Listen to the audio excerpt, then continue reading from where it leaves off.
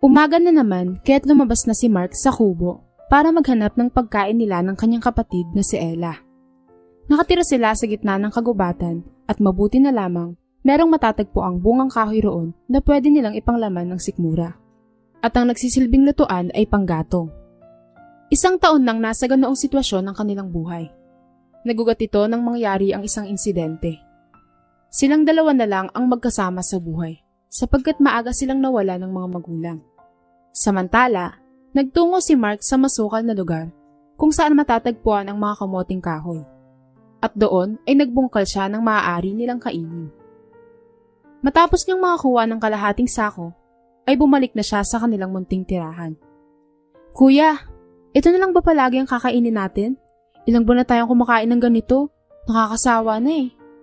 Reklamo ni Ella sa kuya. Huwag kang magreklamo dyan, Ella. Nagtatago tayo kaya kailangan nating magtiis.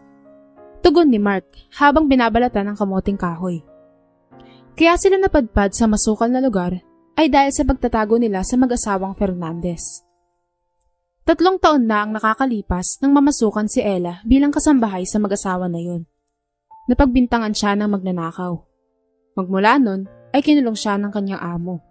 Subalit itinakas lamang siya ni Mark at ito ang dahilan ng kanilang pagtatago. Sapagkat hanggang ngayon ay pinaghahanap pa rin sila at maging si Mark ay nadamay na rin.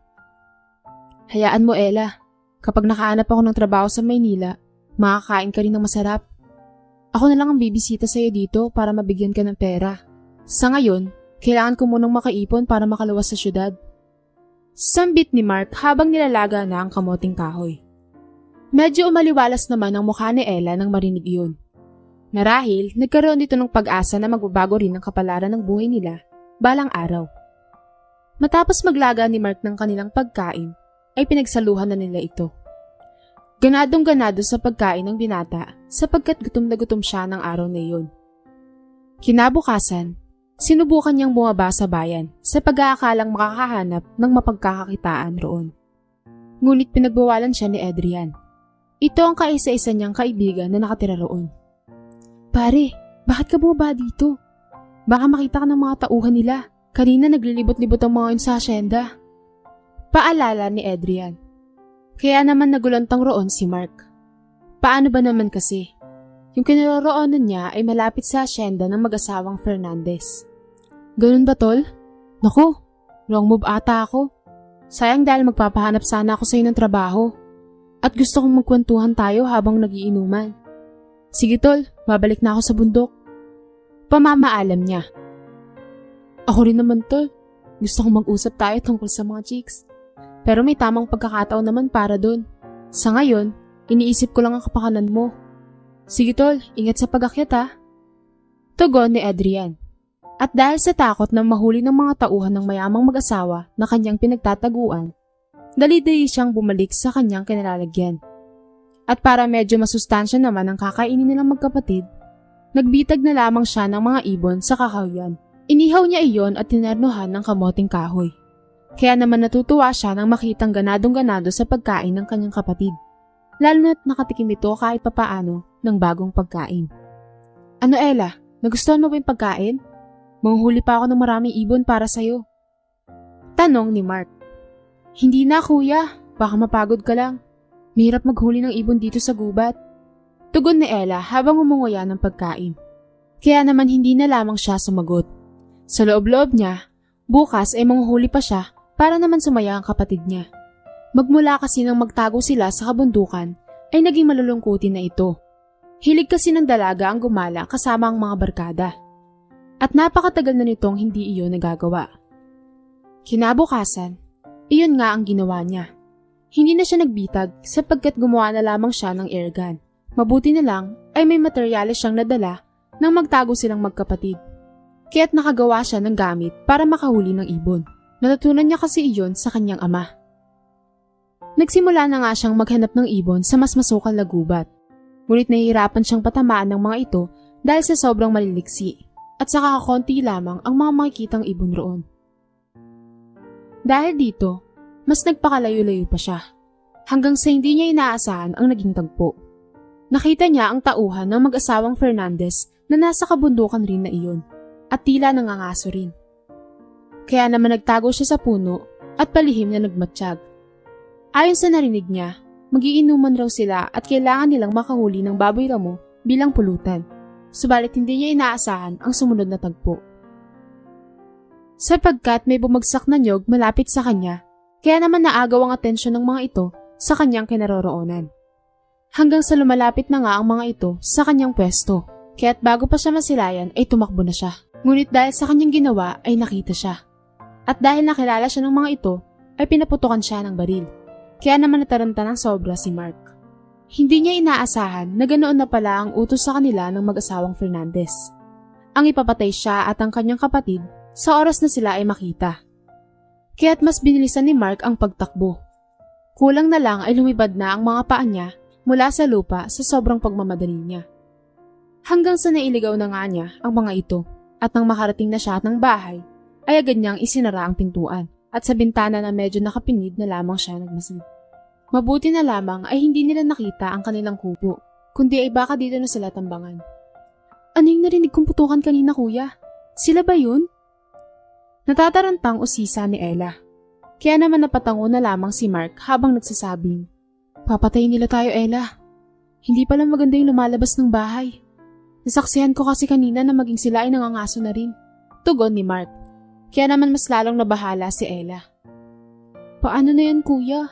Saan tayo makakahanap ng ibang mapagtataguan? Siguradong susuyurin nilang buong bundok para lang makita nila tayo." Sambit ni Ella. Saglit na nag-isip si Mark hanggang sa maalala niya ang kaibigan na si Adrian. "Sa kaibigan ko, Ella. Kapag nahanap tayo ng tiyempo, bababa tayo ng bundok at doon tayo saglit na maninirahan." "Sige, kuya. At sana hindi tayo makita ng mga tauhan. Kaya lang naman tayo pinapapatay ng mag-asawa dahil sa may natuklasan tayo sa kanila. Iyon na yung negosyo nila na droga." Tugon ni Ella. Dahil sa nabanggit ng dalaga, biglang naalala ni Mark ang pangyayaring iyon kung saan ay niligtas niya si Ella. Dito niya lang napagtanto na iyon marahil ang dahilan kung bakit sila pinapapatay. May tinatagong baho ang mag-asawang yun. Balang araw, mabubulgarin ang mga ginagawa nila. Seryosong wika ni Mark. At dahil hindi siya nakahuli ng ibon ng araw na iyon, muli silang nagtiyaga na kumain ng kamoting kahoy. Ayaw na ni Mark na lumabas at baka makita pa siya ng mga tauhan. Sa loob-loob niya, papalipasin muna niya ang mga araw at kapag natiyak niya na hindi na naglalagi ang mga tauhan sa kabundukan, mga huli ulit siya ng ibon. At may posibilidad na makakababa siya ng bundok upang pakiusapan si Adrian na pansamantalang manirahan sa bahay nito. At makaraan ng ilang araw, kung kailan wala na ang mga nagmamatsyag sa kanila, ay nagkaroon naman ng bagyo. Napakalakas nito. Kaya't nanatili na lamang silang magkapatid sa kubo at nagtiyaga na lamang ulit sa bungang kahoy na kanilang inimbak. Mabuti na lamang, makaraan ng 2 araw ay tumigil na ang bagyo. Kaya naman bumaba na si Mark sa bundok at nakausap niya muli si Adrian. "Ano ka mo, tol? Titira kayo pansamantala sa bahay ko?" Nagtataka nitong tanong sa kanya. "Oo, tol. Pansamantala lang naman eh.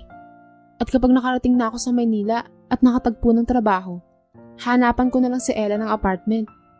Paliwanag ni Mark. "Ganun ba, tol? O siya, sige. Pero sandali ka lang ah. Alam mo naman na nandito yung nanay at tatay ko at baka madamay sila. Kung meron lang sana akong sariling bahay, pwede kang habang buhay na tumira kasama ang kapatid mo." Paliwanag naman ng kanyang kaibigan. Kaya naman sumang-ayon na lamang si Mark. Sandali lamang sila ng kanyang kapatid sa munting tirahan. Madadamay naman talaga kasi ang mga magulang ni Adrian sa oras na siya ay makita roon. Dalangin niya na sana makalawas siya agad ng Maynila upang makahanap ng trabaho. Pagkatapos ng pag-uusap nila, bumalik ulit sa bundok si Mark para ihatid si Ella sa bahay nila Adrian. Mabuti na lamang, kahit may kaliitan lang ang tahanan ng kaibigan ni Mark, nakakakain sila ng masarap. At dahil dito, lubos ang pasasalamat nila kay Adrian. Hanggang sa dumating nga araw na nakautang si Mark sa kanyang kaibigan upang lumuwas ng Maynila. Nakahinga siya ng maluwag dahil nang sumakay siya ng barko ay walang nakakakilala sa kanya roon. Natrauma na kasi siya sa mga naghahanap sa kanila. Ilang oras rin ang nilakbay ng barko bago makarating sa lungsod. Nanibago tuloy siya sa nasilayan dahil matagal na panahon na rin siyang nakatenga sa gubat. Ngayon naman ay nasa lugar na siya na kung saan ay maraming gusali. Nakahanap naman siya ng marirentahang kwarto at kinabukasan ay nag-apply na siya sa trabaho. Natanggap naman siya bilang janitor sa ospital. Unang araw pa lang niya ay naglinis na siya mula sa hallway at sa bawat kwarto. Kaya naman buong maghapon siyang pagod sa kanyang ginagawa. Binibisita niya na lamang ang kanyang kapatid kapag day off niya sa trabaho. Isang araw nga ay napagpasyahan niyang ipagpatuloy ang pag-aaral niya sa kolehiyo. Simula kasi na nagtatago na siya, ay nahinto siya sa pag-aaral. Isang taon na lang sana ay makapagtatapos na siya ng kolehiyo. Mabuti na lang ay dala pa niya ang card at iba pang requirements sa pag-enroll niya. At dumating nga ang araw na iyon. Kaya naman lumipas lang ng ilang buwan, nag-aaral na siya at the same time ay nagtatrabaho na. Nagkasama rin sila ng kanyang kapatid sa apartment dahil dinala niya ito roon sa Maynila at pinag-aral niya rin. At kahit mahirap pagsabihin ay kinakaya ni Mark. Hanggang sa makalipas ang isang taon, nakapagtapos na siya sa kolehiyo pero gusto niyang maging abogado kaya't nagpatuloy pa siya sa pag-aaral. At mabuti na lamang sa tuwing bumibisita siya sa kanilang probinsya, hindi siya natitsyempohan ng mga tauhan ng mag-asawang Fernandez. Tol, ilang taon na lang ba bago ka makatapos sa pag-aabogasya? Tanong ni Adrian. 2 taon na lang, Tol. Maraming salamat pala, Tol, sa lahat ng naitulong mo sa amin noon. Hayaan mo, kapag nakaahon na ako sa buhay, ikaw naman ang tutulungan ko. Nakangiting sambit ni Mark. Napailing si Adrian at ang sabi nito ay di siya humihingi ng kapalit. At para saan pa raw ang kanilang pagiging magkaibigan kung hindi siya tutulungan nito. Kaya naman bilang pasasalamat ni Mark, naginuman sila ng sandaling iyon. Mabuti na lamang ay may kapitbahay sina Adrian na may tindahan. Kaya't hindi na siya napalayo at sa loob ng bahay na lang sila nag-inuman. Siya nga pala, kamusta na pala si Ella sa Maynila, Tol? Anong kurso naman ang kinuha niya? Tanong ni Adrian. Pag-nurse ang kinuha niya, Tol. Ayos lang siya doon. Wala na siyang kinakatakutan dahil malayo na sa kanya ang mag-asawang Fernandez na nagpahirap sa kanya noon. Kung hindi mo na itatanong, nagkaroon siya ng malaking trauma sa mga yun. Tugon ni Mark. Bakit? Namimiss mo ba? Maya-maya ay tanong niya dito habang nakangiti ng nakakaloko.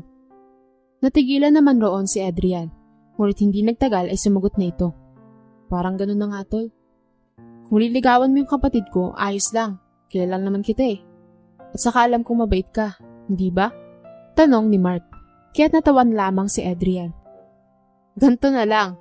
Kapag natapos na siya sa pag-aaral, sako na lang siya liligawan. Sambit ni Adrian. Wow, ang ganda naman ng mindset mo, pare. Kaya kita napiling kaibigan eh. Natutuwang sambit ni Mark at di nagtagal ay lumagok siya ng serbesa. Iihi sana sa labasan si Mark, ngunit nabigla siya nang masilayan ng mga tauhan ng pamilya Fernandez. Nakasakay pa ang mga ito ng kabayo na galing sa asyenda. Kaya naman mabilis siyang pumasok sa loob upang hindi makita ng mga ito. Oh, Tol, tapos ka nang umihi? Parang sumilip sa labasan ah. Tanong ni Adrian. Ganun na nga, Tol. Paano ba naman kasi? Nariyan pala yung mga tauhan ng pinagtataguan namin. Buti nagmasid muna ako sa labas. Tugon ni Mark. Bakit kasi ayaw mo nalang sabihin sa mga otoridad ang natuklasan niyo sa mag-asawa na yon? Nang sa ganun ay makulong na sila at wala na kayong iiwasan. Suwestyon nito sa kanya. Hindi pa ngayon ang tamang panahon, Adrian. May araw rin sila. Seryosong sambit ni Mark habang nakatingin sa malayo. Pagkatapos ng kanilang inuman, nakitulog muna siya kanila Adrian. At pagkatapos nito ay nagpunta na siya ng Maynila. Araw na ng Lunes noon, kaya't may trabaho na siya at the same time may pasok na sa universidad. Lumipas ang ilang mga araw, naging maayos naman ang takbo ng buhay nilang magkapatid sa apartment. Subalit, dumating ang araw na merong mababalitaan si Mark sa kanyang kaibigan. Ayon dito, pinipilit raw itong paaminin ng mag-asawang Fernandez tungkol sa kung saan sila makikita. Sa tono pa lang ng pananalita ng kaibigan sa telepono, halatang nadadamay na rin ito sa pagtatago nila. Kaya naman pinayuhan niya na lamang ang kaibigan na huwag magsalita. At sabihin na lamang nito na walang nalalaman. At silang magkapatid naman ay mananatili na lamang sa Maynila. Kaya naman magmula nun ay hindi na sila umuwing magkapatid sa kanilang probinsya. Nag-focus na lamang sila sa pag-aaral hanggang sa nakapagtapos na si Ella. Samantalang si Mark ay 1 taon na lamang at malapit na rin siyang mag-bar exam. Kaya naman matinding pagre-review ang ginawa ni Mark para masigurado niyang siya ay makakapasa. Habang nagsasaulado siya, kahit sa 1 taon pa naman ang exam, sumasagi sa isipan niya ang mga ginawa ng mag-asawang Fernandez sa kanyang kapatid. Ito ay walang iba kundi ang hindi pagbibigay ng pagkain, pagpaparatang ng hindi naman totoo, pagkulong sa warehouse, at pangmamanyak ng lalaking amo. Sa loob-loob ni Mark ng sandaling iyon, kapag naging abogado na siya, babalikan niya ang mga nang-api sa kanila. At kahit gaano pa ito kayaman ay babanggain niya, maputol lamang ang sungay ng mga ito. Pagka-uwi naman ni Mark sa universidad, pumasok pa siya sa kanyang trabaho bilang janitor sa ospital. Isang gabi, habang naglilinis sa window ng ospital, may biglang pumaradang kotse at iniluwa nito ang isang may edad na lalaki. Namumutla ito at nakasapo sa dibdib at base sa anyo nito ay nahihirapan nitong huminga. Nang titigan siya nito na tila ba ay humihingi ng tulong, kanya niya itong nilapitan at tinalayan niya ito. Ano pong nangyayari sa inyo, sir? Ayos lang po ba kayo? Magalang niyang tanong dito. Inaatake ako sa puso, iho. Tulungan mo ako. Pabulong na wika nito, na halatang nahihirapang magsalita.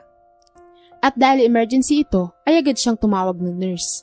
At siya naman ay kumuha ng wheelchair para maitulak na ito patungo sa doktor. Habang nagtutulak siya ng wheelchair, may inabot sa kanya na ATM card ang lalaki. Ang sabi nito, siya muna ang humawak nun para kung sakaling mawalan siya ng malay, si Mark ang magbabayad sa bills ng ospital. Sa loob-loob ni Mark, wala namang kasama ang lalaki kaya naman tinanggap niya na lamang iyon, kesa naman sa mawala iyon. Agad na ipinasok sa ICU ang matanda at doon ginawa ng doktor ang trabaho para lang masalba ang buhay nito. Mabuti na lamang ay nasalba ang buhay nito. Kaya naman nag-withdraw si Mark para sa magiging bill sa ospital ng lalaki at nagpasalamat naman sa kanya ang matanda makaraan ng 3 araw na pagbabantay nito. Kamusta na po, sir? Malakas na ba kayo? Sino pong magsusundo sa inyo ngayong discharge na kayo ngayon sa ospital? Tanong ni Mark sa lalaki. Wala na akong pamilya, iho. May kapatid naman ako ngunit naligaw ng landas. Kwento pa ng lalaki. Nagusisa si Mark sa matanda at ang tanong niya ay kung bakit nag-iisa ito sa buhay at hindi man lang nakapag-asawa. Sa mga sandaling iyon ay tinutulak ni Mark ang wheelchair. Patungo sila sa kotse ng matanda. Napupuntong hininga ang lalaki habang nagsasabing, iyon ay dahil baog ako. Nagkaroon ako dati ng asawa pero dahil wala akong kakayahan, ay hiniwalayan niya ako. Nakaramdam bigla si Mark ng pagkaawa. Sa loob-loob niya, mahirap mamuhay ng mag-isa, lalo na kung nagkakaedad na. Noong mahihatid niya ito ng sasakyan nito, ay dito pa lang ito nagpakilala.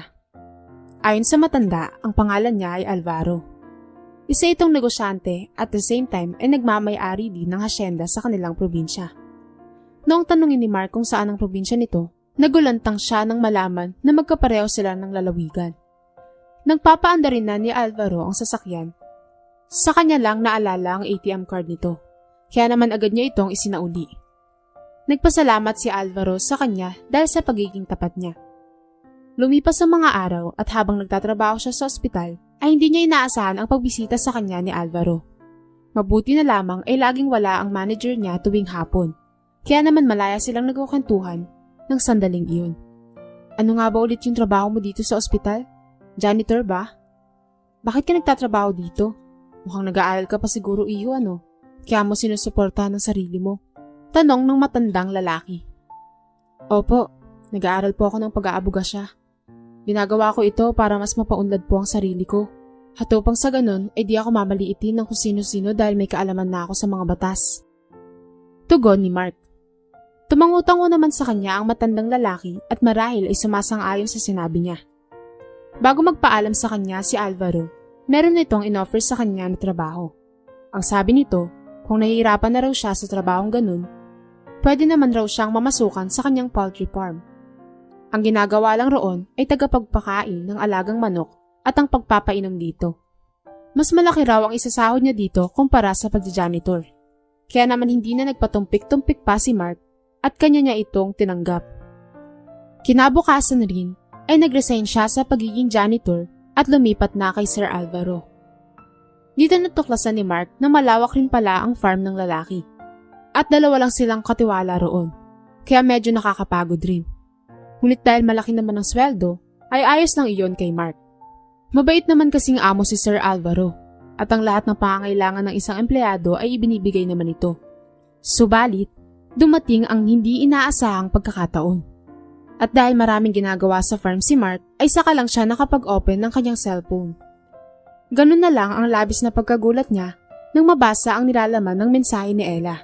Ayon dito, ay parang may nagmamanman daw sa kanilang bahay na mga kalalakihan na nakasakay sa itim na van. Kanina pa raw kasi nagpapaikot-ikot ang sasakyan ng mga iyon. At sa bintana ng van nito ay meron raw nakasilip na lalaki at tila nakatingin sa kanyang kinaroroonan.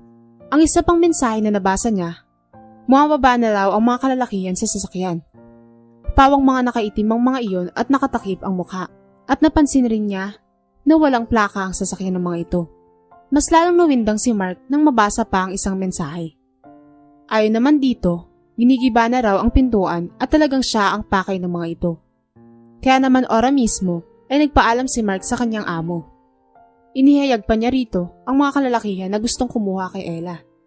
Kaya't nagpatawag ng mga pulis si Sir Alvaro at sinamahan si Mark pauwi ng bahay. Kulang na lang ay mabaliw na sa kakaiyakang binata nang madatnan nila roon na nadukot na si Ella. Wala na ito roon. Labis na nagpapakaba para kay Mark ang mga pagkakataon na hindi nakikita ang kapatid. Baka kasi kung ano na ang nangyari dito. Muli niyang tiyanek yung text sa kanya ni Ella. Doon niya lang nabasa na mga tauhan pala ng mag-asawang Fernandez ang dumukot rito. Binanggit niya iyon sa mga pulis. Ngunit hindi naniwala ang mga ito at marahil ay natatakot sa mag-asawa na nagmamay-ari ng hasyenda. Kaya naman nagtungo muna siya sa kanyang amo para sabihin ang tungkol roon. At nagulat siya sa kanyang nalaman. Ayon dito, kapatid raw nito si Ramon Fernandez. Nagpapatakbo ito ng droga sa bansa at iyon ang dahilan kung bakit hindi sila magkasundo. Naliligaw na kasi ng landas ang kapatid niya. Alam ni Sir Alvaro ang hideout ng kanyang kapatid. Kaya kahit kadugo pa niya ito, ay nilaglag niya ito. Nagpapunta siya ng mga pulis at tinungo ang hideout nito. Nanlaban ang mga tauhan nito ngunit sa huli, ang kapulisan pa rin ang mas nanaig. Naiuwi ng buhay si Ella. Samantalang ang mag-asawang Ramon Fernandez at Rosa Fernandez ay kinasuhan ni Mark. Tinulungan siya ni Sir Alvaro. Ngunit dahil sa mas makapangyarihan pa rin ang mag-asawa, hindi pa rin ito magawang maipakulong. Subalit nang graduate na si Mark sa abogasya, nagpursige siya na magsampa ng kaso at ginamit niya ang kanyang pinag-aralan. Kaya naman naaprubahan ito ng korte at dahil dito, nakulong na ang mag-asawa ng panghabang buhay. At the same time, nawalan na rin ng kayamanan dahil sa illegal na gawain ito. At dahil sa pagkakabilanggo ng mag-asawa, nakakapunta-punta na ang magkapatid na sina Mark at Ella sa kanilang lalawigan nang walang pinangangambahan. At kalaunan, napagawa nila ang dati nilang bahay roon. Kaya't matiwasay na silang naninirahan doon. Wala nang kinakatakutan at iniiwasan sila Mark. At dahil dito, mapayapa na silang nakakapag-inuman ni Adrian. Ang buong akala ni Mark ay habang buhay lang siyang mahirap at walang pinag-aralan at tinatapak-tapakan ng mga mayayaman. Ngunit dahil sa pagpupursige niya sa pag-aaral at kahit makuba na siya sa trabaho, ngayon ay nakamtan niya ang pangarap niya na maging isang abogado na naging susi upang maipakulong niya ang mga taong may atraso sa kanila.